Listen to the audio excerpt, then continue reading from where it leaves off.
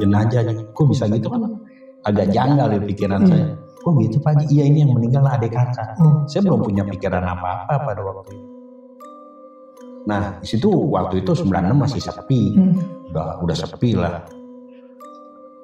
Rumah saya kan nih paling atas, ini masjid, ini gang rumah saya nih. Nah dari masjid itu keluar tuh. Pas pulang itu pas di samping masjid tuh ada yang nimpuk. Ada yang nimpuk? Ada yang kerikil lah kecil itu. Gitu. Aduh, kirain teman kan iseng gitu ngerjain. Akhirnya saya turun ke bawah. Tapi astagfirullahaladzim kan langsung begini saya. Nggak ngeliat, pas ngeliat nengok gitu lagi, ada orang tua saya udah nggak ada.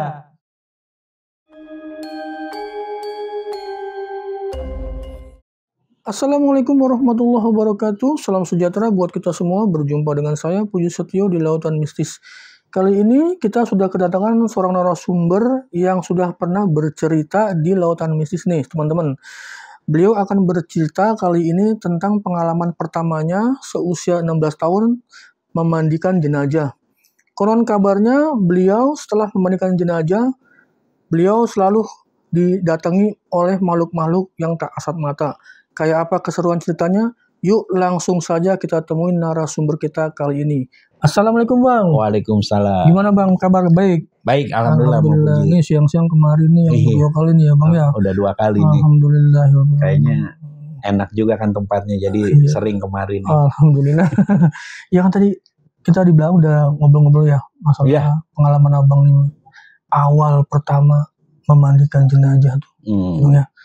Nah itu bisa kira-kira di-spill sedikit nggak ceritanya Bang? Ya, awal pertama kali sendiri memandikan jenazah, yaitu orang yang meninggalnya yang tenggelam 3 hari di Pelabuhan Ratu, Bang Puji. Nah setelah memandikan, ya itu banyaklah godaan tuh, dari jin-jin yang terlaknat.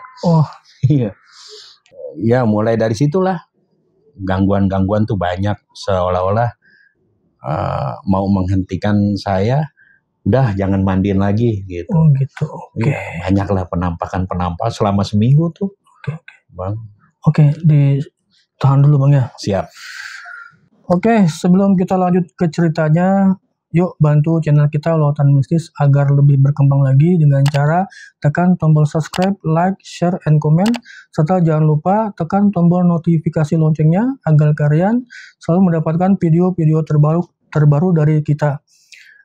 Baik, bagi kalian yang mau jadi narasumber seperti Bang Chandra, caranya gampang banget, langsung aja DM ke Instagram kita ke lautan.mistis atau bisa langsung chat kita di nomor WA yang sudah tercantum di kolom deskripsi.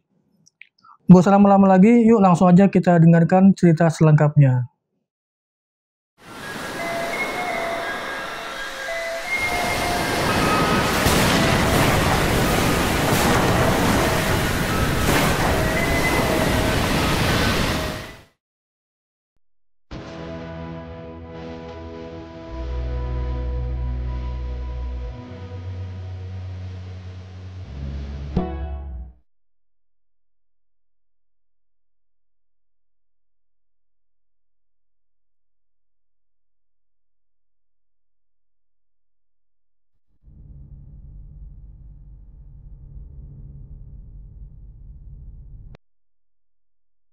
Oke Bang, itu ceritanya tuh dari tahun berapa Bang? Wah, kejadiannya tahun 96. 96 tuh umur 16 tahun. 16 tahun. Ya, pertama kali saya memegang jenazah sendiri itu umur 16 tahun. Ya 15 tahun ikut-ikut aja dulu jadi kenek guru saya tuh, kayak nyiramin, gosokin, ya bisa sih gelar kain kafan, ngeset kain kafan, ya gitu. Ya 96 umur 16 tahun. Ya jadi waktu itu lagi santai nih di rumah kan. Lagi santai di rumah, udah ngerokok 16 tahun. Bandel tuh saya tuh. Lagi merokok di rumah, datang, Assalamualaikum, Waalaikumsalam, saya bilang. Pak Haji, ya. mandiin mayat yuk, ayo saya bilang, kan udah berani kan. Saya kira nggak megang sendiri pada waktu itu. Nah, dia bawa kantong kresek 2 sama tas 2 tuh, gitu. Dia bilang, tuh masukin perlengkapannya kayak kain kafan, terus kapas, tikar, sama bumbu-bumbunya tuh kayak kayu cendana, kamper, terus sabun, sampo, itu lengkap lah di situ. Emang kok 2 Pak Haji? Ya mayatnya 2, lu 1, gua 1. Waduh, saya bilang belum afdol Pak Haji, belum kawin, saya bercandain, ntar gua kawinin sama kucingnya. Iya, mau nggak nih? Udah Bismillah. Waktu itu jam 8 malam Bang Fuji. Saya bilang beda rumah atau enggak, satu rumah, samping-sampingan. Jenazahnya, kok bisa gitu kan? Agak janggal ya pikiran saya. Kok gitu Pak Haji? Iya, ini yang meninggal adik kakak. Saya belum punya pikiran apa-apa pada waktu itu. Udah jalan yuk. Ya, jalan kaki Bang Fuji, dari Petamburan 4 ke Petamburan 1 tuh jalan kaki. Ya. Terus kita jalan, belok tuh, jarak 50 meter, tercium tuh aroma nggak sedap. Ya, saya bilang gini, Pak Haji, bau apaan ya? Terus guru saya bilang, gue nggak nyium bau apa-apaan. Kan udah dihordengin tuh, pelayat banyak udah dihordengin. Terus pas kita mau masuk, ada keluarganya bilang, Pak Haji, jenazahnya dua-duanya sudah di bak mandi. Jadi udah ditaruh di bak mandi, nggak di dalam rumah kan, biasanya di dalam rumah kan. Gitu. Nah, memang kebiasaan saya dan guru saya ketika mau memandikan ngecek dulu kondisi jenazah. Ya. Udah pas ini makin tuh pas saya buka mundur lagi. Iya. Ya, lihat kondisi jenazah itu, ternyata jenazah itu 3 hari tenggelam di Pelabuhan Ratu di pantai itu. Anak muda tuh. Anak muda. Usianya kira-kira? Wah, lupa tuh ya, antara kisaran 18 sampai 20 dah. Ya, mungkin lagi rekreasi ke sana ke Seret Ombak kan gitu. Nah, setelah itu mundur kan saya. Dia bilang, udah mau pulang lah, balik lagi tuh, dikejar sama Pak Haji. Nggak boleh gitu, fardu kifayah. Kalau udah bisa wajib hukumnya. Kan yang di sini nggak bisa. Mayatnya 2, saya nggak mungkin mandiin serempak dua-duanya. Ya satu-satu aja Pak Haji. Nanti enggak. Udah dipaksa tuh saya tuh, akhirnya mau nggak mau saya ngesetkan kafan dulu, tuh kan, bikin pocong tuh. Udah ngesetkan kafan, udah ini, saya pakai masker tuh. Pakai masker, kata guru saya, jangan ngeludah Chan. Kalau bau jangan ngeludah dan jangan ragu-ragu untuk memandikan. Nah, setelah itu udah saya mau memandikan tuh, keringat segini-segini tuh, gede-gede.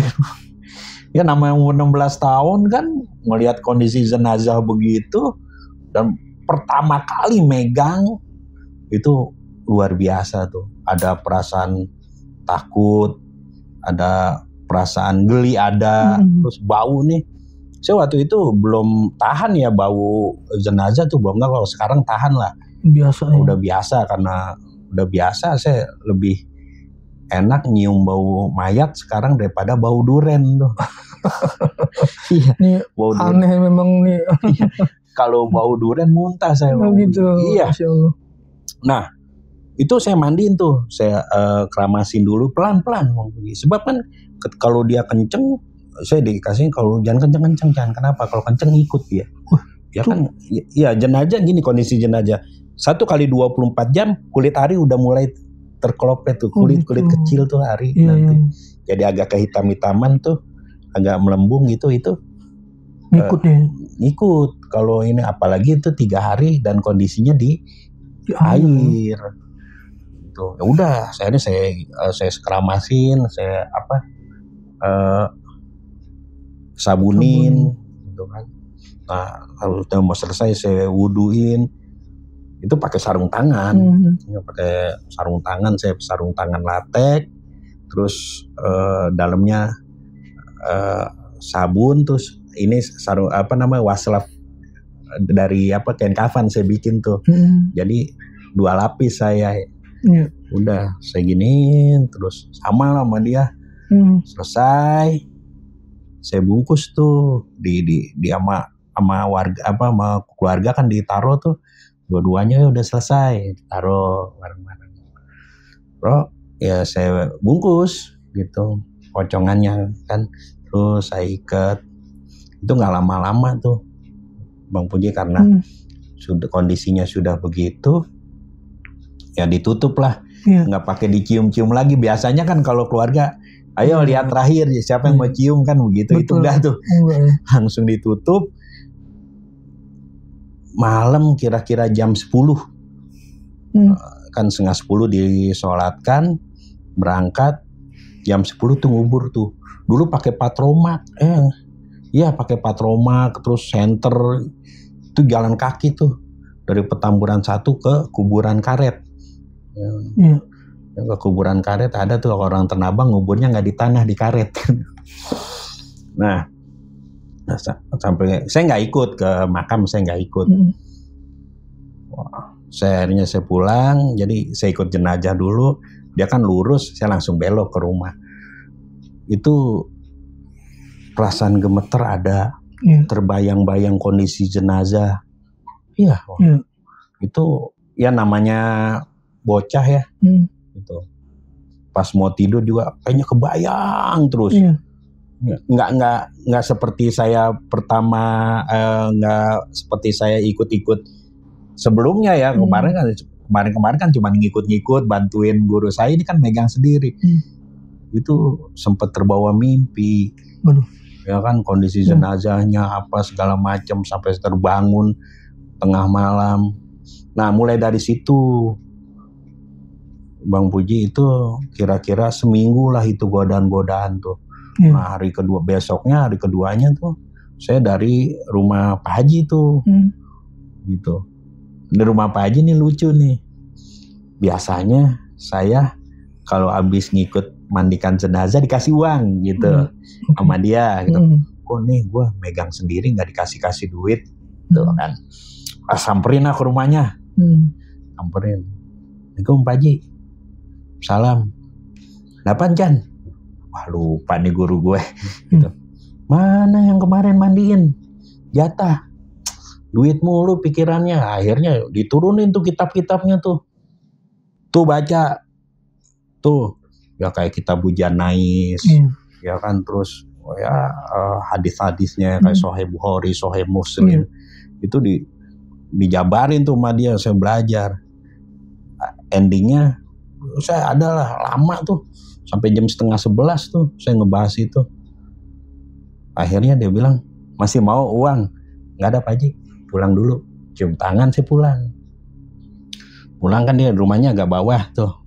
Saya belok kiri itu agak ke atas. Nah di situ waktu itu 96 masih sepi. Udah sepi lah. Rumah saya kan nih paling atas, ini masjid, ini gang rumah saya nih.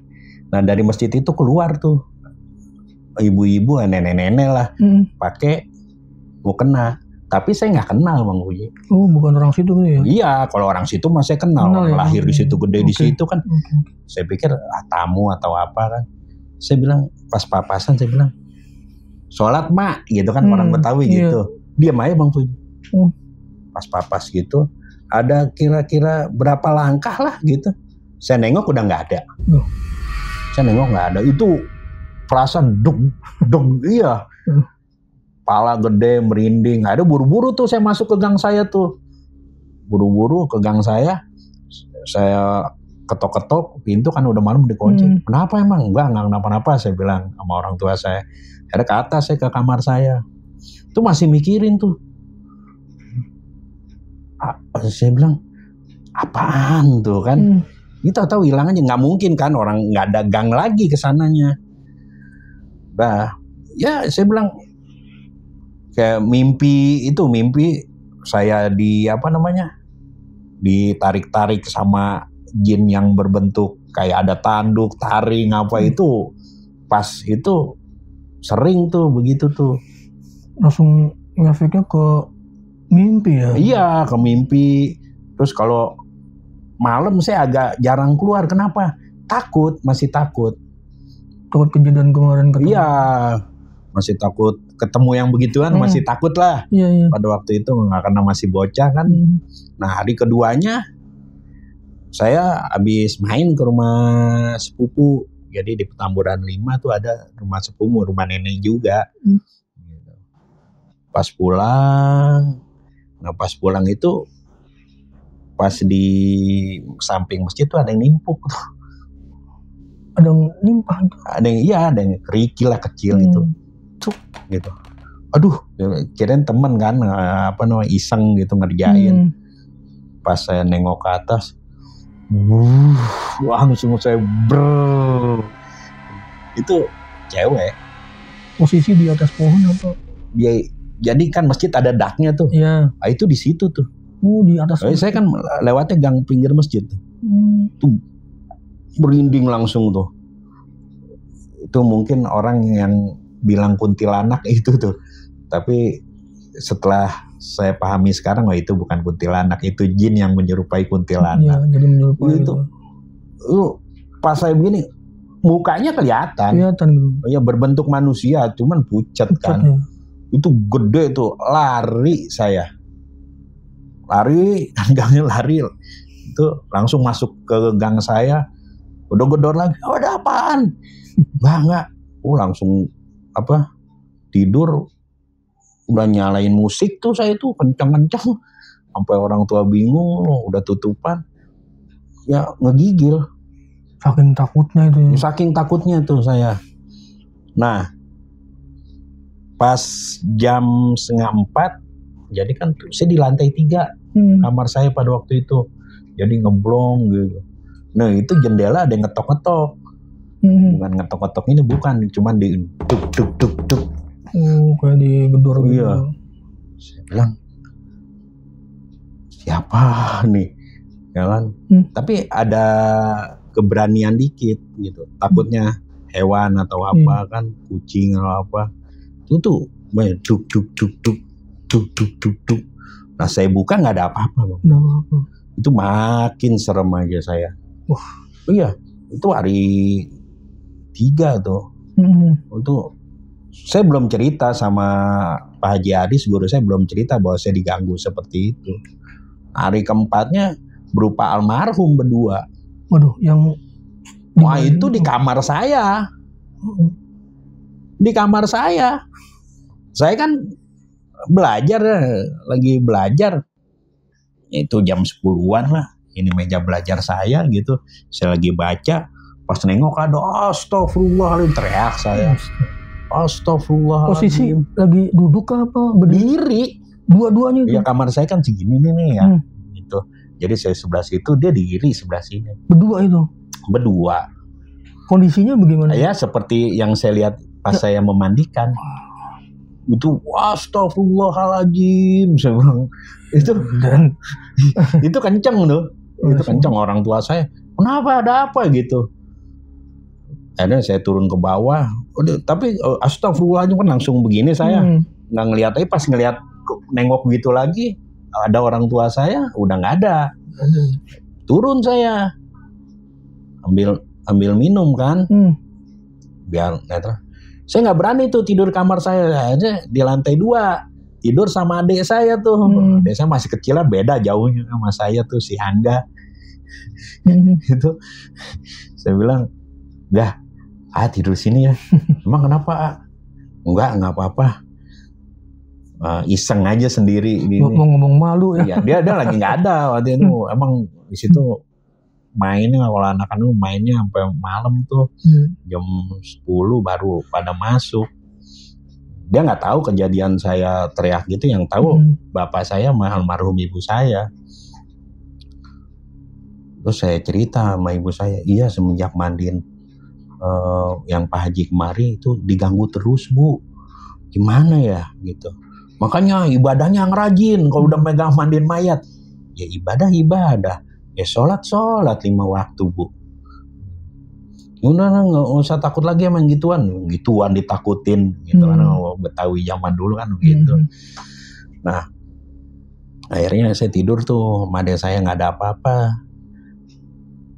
Pas itu saya emang jadwalnya ngaji sama sama guru saya kan. Dan saya cerita di situ tuh. Saya cerita, Pak Haji, kok saya diganggu. Saya ceritain tuh dari awal ketemu ibu-ibu, terus saya ditimpuk pas saya lihat ada cewek gitu pakai baju putih, gitu kan, rambutnya putih semua di atas masjid, dak masjid. Terus pas saya lagi belajar, saya ditunjukkan ya kan, datengin sosok itu. Iya, sosok yang menyerupai, baru itu dibedah sama dia. Sesungguhnya itu semua yang dibilang tuh kuntilanak itu bukan kuntilanak katanya. Itu jin yang menyerupai kuntilanak. Dan yang datang itu bukan arwahnya dia, Chan. Terus ya itulah jin yang menyerupai dia untuk menyesatkan pikiran Chandra nih. Oh gitu Pak Haji. Iya. Kan dibilang lagi, wa ma khalaqtul jinna wal insa illa liya'budun. Tidaklah aku ciptakan jin dan manusia hanya untuk beribadah. Ya kan? Jadi nggak ada tuh yang namanya roh-roh gentayangan, nggak ada. Sebab dalam Al-Quran kan dibilang wa yas'alunaka anir ruh. Ya kan? Ketika ada yang bertanya soal ruh, wahai Muhammad, katakan ruh itu urusanku, kata Allah. Urusan Tuhanku. Ya, urusan Tuhanku. Jadi nggak ada tuh. Mulai itu pemahaman tuh. Setelah itu, mau tahu nggak caranya berani, kata dia. Gimana tuh? Pahami dulu kita manusia di bumi ini sebagai apa? Ya kan, dalam surat Al-Baqarah, wa iz qala rabbuka lil malaikat inni ja'ilun fi ardi khalifah. Ya, khalifah. Ya kan? Bahwa kita nih khalifah, pemimpin di muka bumi. Ngapain takut sama yang begituan? Itu kan derajatnya di bawah kita. Ya, jadi kita nih sebagai pemimpin, Bang Puji, di dunia, ngapain kata dia takut-takut sama yang begituan. Ya kan? Saya bilang iya juga ya. Tahu nggak iblis? Tahu, iblis itu sesungguhnya kata guru saya rasulnya para jin. Yang bener rasulnya para jin. Dibuka tuh ayatnya. Dia bilang wa isqulna rabbuka lil malaikati isjudu li adama fasajjadu illa iblis kana minal jinni. Ingatlah ketika Tuhanmu berfirman, kata Allah, sujudlah kalian kepada Adam, semua sujud kecuali iblis. Dia termasuk dari golongan jin. Oh iya, ada juga. Saya bilang, coba baru paham tuh. Berarti iblis juga derajatnya tinggian kita dong Pak Haji. Saya bilang, iya, nggak usah takut main begituan. Baru tuh pemahaman saya. Tapi tauhidnya dimantepin dulu tuh. Nah, hari ke-4, ke-5, ke-6 tuh saya mulai berani. Kok ada yang gituan, terabas aja. Kenapa? Pemahaman saya udah lurus. Tapi sebelum itu bener.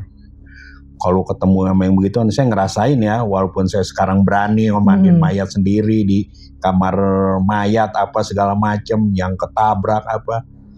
Ya, dulu tuh emang benar-benar penakut. Saya sampai saya dikasih minum sama ibu saya tuh sawan lah, anak kecil segitu 16 tahun, bener lagi baca, pas tuh teriak saya, astagfirullahaladzim.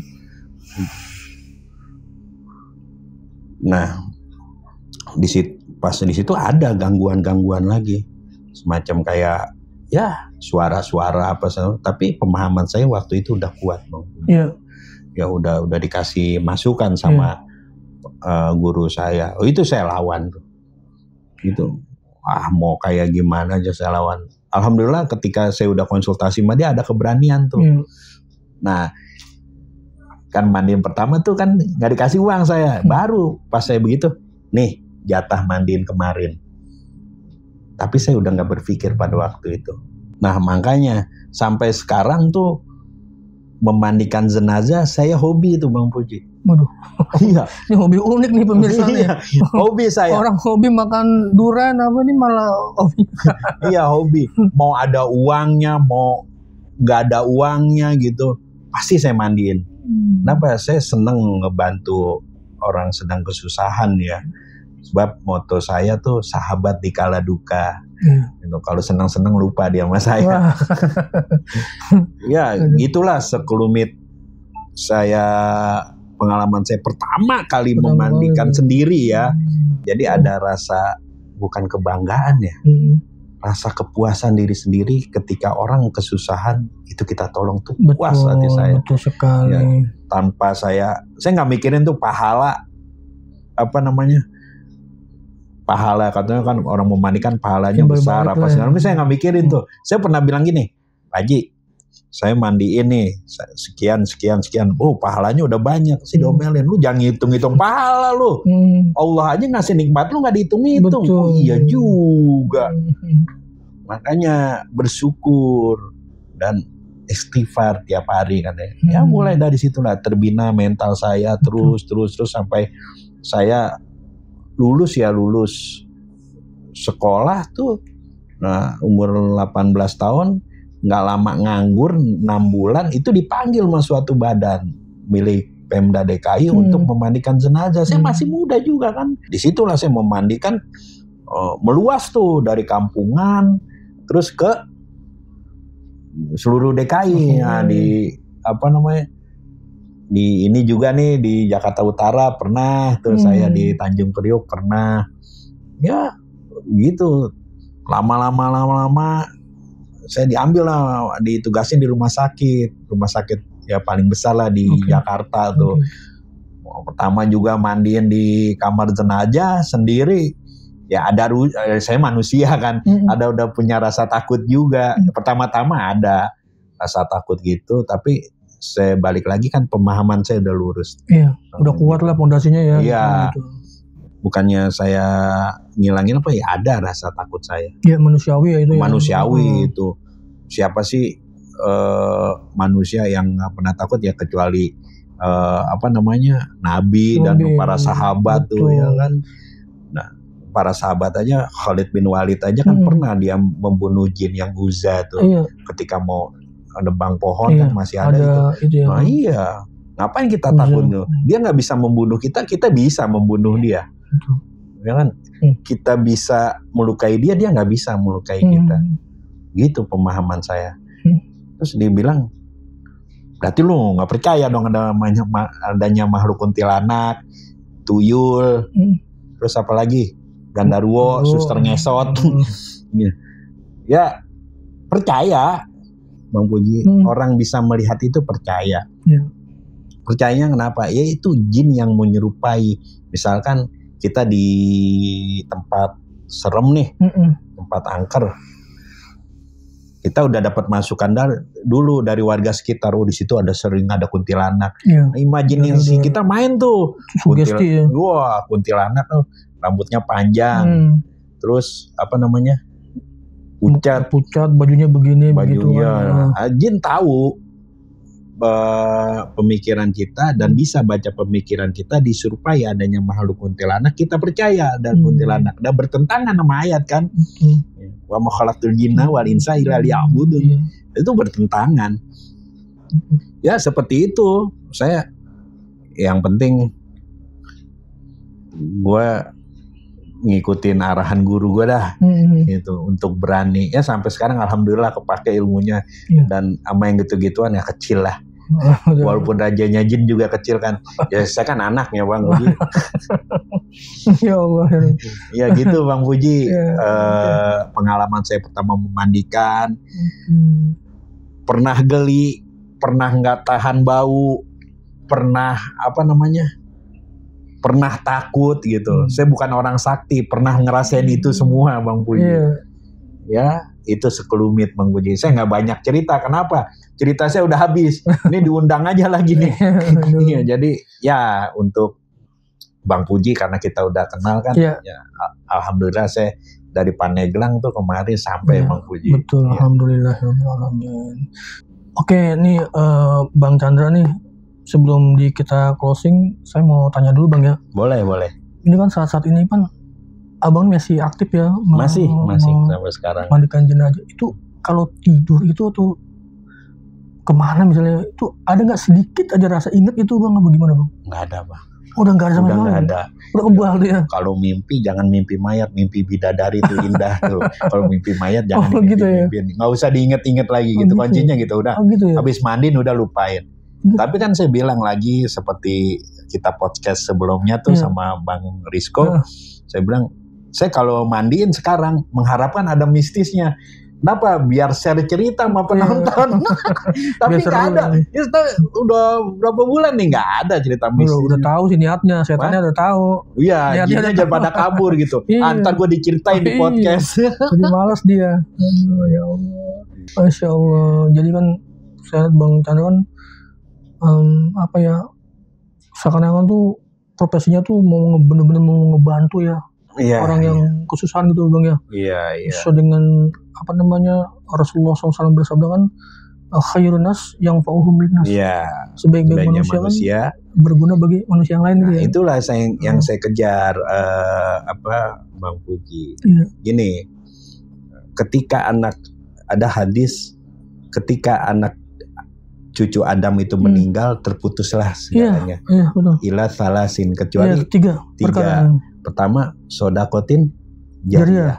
Saya orang miskin, Bang Puji. Sodakoh saya nggak banyak. Kan? Yang kedua, ilmu yang bermanfaat. Nah, ilmu memandikan ini yang saya salurkan ke masyarakat untuk membantu masyarakat. Saya berharap itu. Yang ketiga, anak yang soleh, mendoakan. Ibu saya udah nggak ada. Iya, betul. Tinggal bapak gitu. Untuk jadi anak berbakti itu sangat sulit bagi saya. Jadi ya selama ini saya berusaha untuk berbakti ya. Tapi kayaknya masih ada yang jauh lebih dari saya berbaktinya. Alhamdulillah saya tinggal bapak kan. Sekarang ya kemarin tuh kan dia WA, makanya saya kemarin WA. Ini ayah lagi sakit nih gitu, makanya saya mau bawa ke rumah sakit tuh besok, makanya saya sempetin kemari.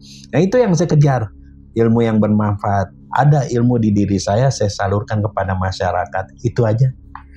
Ya, semoga ilmu saya terus mengalir. Ya saya kan mengadakan ini juga Bang Puji, pelatihan memandikan di SMA, terus di masjid-masjid itu. Nanti ada dokumentasinya ketika saya lagi mengadakan pelatihan. Tapi dari sekian, misalkan yang ikut pelatihan 200 orang, 300 orang, itu belum tentu ada yang jadi. Oh gitu. Belum tentu. Mungkin bisa mikir-mikir kalau takut juga kan. Iya. Tapi ada yang jadi di daerah Tanah Abang sendiri itu, si Dedi itu murid saya tuh jadi itu. Sekarang dia dipakai di situ, alhamdulillah. Berarti ilmu saya mengalir tuh ke dia tuh. Itu namanya ilmu yang bermanfaat ya. Iya, ilmu yang bermanfaat yang saya kejar. Ya saya untuk sedekah ya harta saya nggak banyak. Nggak dikit. Ya itulah yang saya kejar saya, ilmu yang bermanfaat dan berbakti pada orang tua. Anak yang soleh ya. Iya. Tapi kalau di situ kan ada sedekah jariah ya. Iya. Sedekah jariah itu kan bukan hanya istilahnya memberikan sesuatu. Benar. Ya kan. Dengan kata lain kita istilahnya kayak Mas nih, Bang Chandra ini kan memberikan ilmunya kepada sesama, itu sebenarnya juga sama. Benar ya, sama ya. Iya dong, sama. Jadi sedekah jariah itu juga nggak seperti itu ngasih uang atau makan, nggak juga gitu. Iya. Dengan memberikan nasihat-nasihat yang baik juga, itu juga sama aja sedekah jariah. Iya. Tapi kan pemahaman umum ya, Bang Puji ya, sodako itu ya duit. Ya, berupa materi tuh. Iya, sebenarnya bukan gitu aja. Alhamdulillah. Kiranya gitu aja Bang. Siap. Oh gitu aja. Oke, kita closing. Masya Allah. Oke, Bang Chandra, terima kasih udah datang yang kedua kali, Bang ya. Ya, sama-sama. Mudah-mudahan kita semua diberikan keluasan rezeki dan keberkahan hidup, Bang ya. Amin.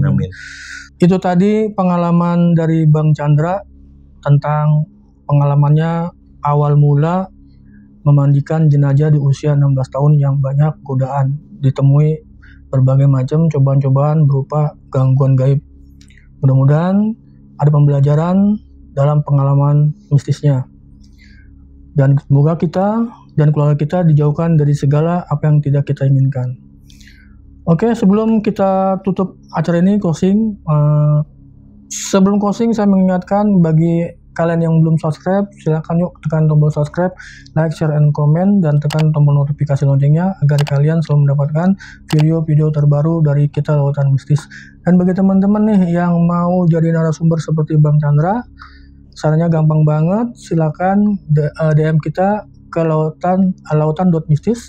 Bisa juga dengan cara WA kita yang nomor WA-nya sudah tercantum di kolom deskripsi. Akhir kata, apabila saya dan Bang Chandra mempunyai suatu kesalahan, mohon dibukakan pintu maaf yang sebesar-besarnya. Tetap sehat dan sukses selalu. Assalamualaikum warahmatullahi wabarakatuh.